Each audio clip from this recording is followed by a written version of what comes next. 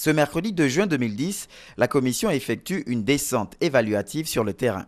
À sa tête, Paul Biya-Ogimba, entouré du ministre des Travaux publics et son adjoint, le ministre de l'Habitat, le délégué au budget, le maire de Libreville, André Dieudonné-Bert, membre de la commission, et plusieurs techniciens et responsables des différents départements. Il est question, dans un premier temps, de savoir comment sont répartis les 55,65 km de routes à réhabiliter. Un linéaire total de 55,65 km et il est subdivisé en 7 lots. Nous sommes ici au lot 6 qui est confié à l'entreprise Sobea. C'est 7 entreprises directement adjudicataires. Mais comme vous l'avez noté sur le terrain, plusieurs entreprises sous-traitent à des PME gabonaises, conformément du reste aux dispositions du Code des marchés. Pour un montant de 2,19 784 078 francs CFA, l'entreprise Sobea réhabilite 4 km de route du carrefour Poste d'Ovendo au carrefour Rougier. Les 2 mois et demi de délai imposés par le gouvernement seront respectés, semble-t-il, malgré les difficultés réelles rencontrées sur le terrain.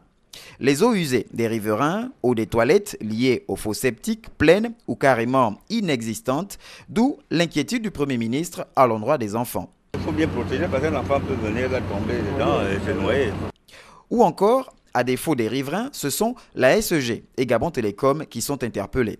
Qui est le président du ministère de la Communication? On les déplace ou on fait quoi?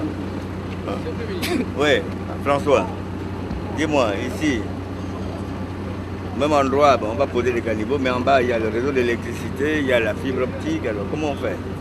Paul Biya-Ogimba ne veut pas faire dans la dentelle, ça se traite séance tenante.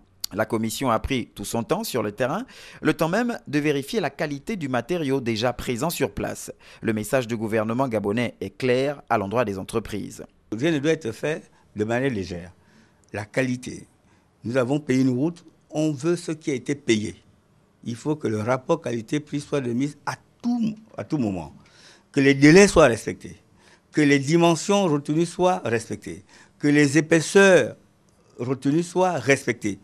C'est comme ça que nous pouvons être certains que les entreprises, et fiers d'ailleurs, d'avoir des entreprises citoyennes qui effectuent les travaux commandés conformément à ce qui a été convenu.